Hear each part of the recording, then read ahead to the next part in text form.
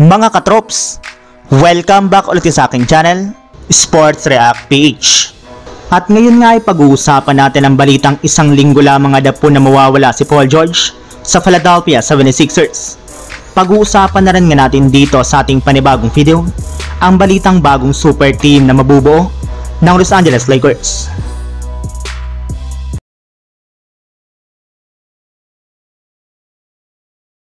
Bago pa man nga po mga katrops pumasok ang Philadelphia 76ers sa regular season ay nagkaroon nga po sila ngayon ng matindi-tinding problema matapos magtamo ng hyperextended knee injury ang kanilang superstar na si Paul George sa isang play sa kanilang last game laban sa Atlanta Hawks. As of today nga po mga katrops ay tinitingnan pa nga po nilang kalagayan ng tuhod nito para malaman kung kailan siya makakabalik sa kanilang lineup. At ayon nga po sa pinakahuling inilabas na balita ngayong araw, wala rin naman nga pong iba pang nangyari sa tuhod ni Paul George maliban sa bone bruise na kanyang natamo, kung saan inaasahan nga po na mawawala siya ng at least isang linggo lamang sa kanilang kupunan bago suriin muli kung pwede ito makapaglaro sa kanilang lineup.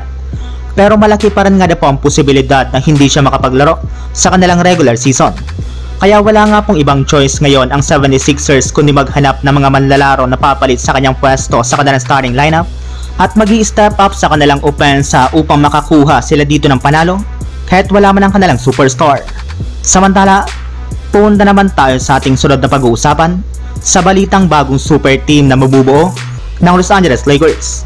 Pagkatapos nga po mga katrops ng pagkatalong muli ng Lakers sa kanilang game kahapon, ay marami na nga po ang mga fans ang nagsasabi na hindi nga po talaga sila mananalo laban sa mga malalakas na koponan sa NBA kung hindi sila gagawa ng trade sa lalong madaling panahon.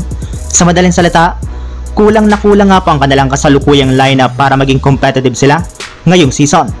At kung gusto man nga po talaga nila na makaabot sa playoffs ay kailangan nga po nilang gumawa ng isang malakihang trade. Kagaya na lamang ng inilabas na balita na pagkuha nila kay Giannis Antetokounmpo mula sa Milwaukee Bucks.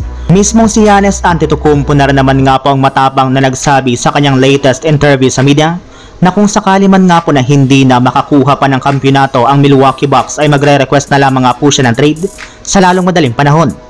Kaya isang malaking oportunidad na nga po ito para sa Lakers upang makuha si Giannis na matagal na rin naman nga po nilang gustong itandem kina Anthony Davis at LeBron James para makabuo sila ng bagong super team. So yun lang mga katrops, ang handog kong story ngayong araw. Sana nag-enjoy kayo, please like and subscribe my YouTube channel, Sports React PH, para sa iba pang story at update patungkol sa NBA. Kita-kits muli sa ating susunod na video.